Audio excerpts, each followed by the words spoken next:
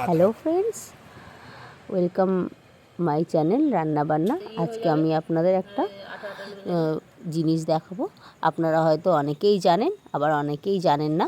তার জন্য প্রথমে একটা আমি গাছ থেকে পেড়ে এঁচড় নিয়ে নিয়েছি। এঁচড়ের মুখটাকে ছাড়িয়ে তারপরে আস্তে আস্তে করে একটি ছুরির সাহায্যে মাঝখান থেকে দুভাগ করে নিচ্ছি।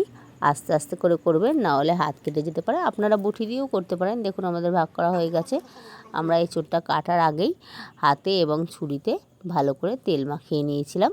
তার জন্য দেখুন হাতে এবং ছুরিতে কোনো আঠা লাগছে না।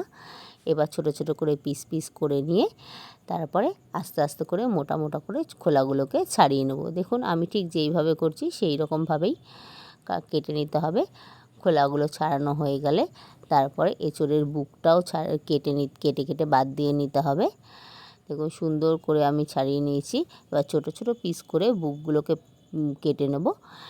বুকগুলো কাটা হয়ে গেলে তারপরে আরবার ছোট ছোট করে টুকরো টুকরো করে নেব।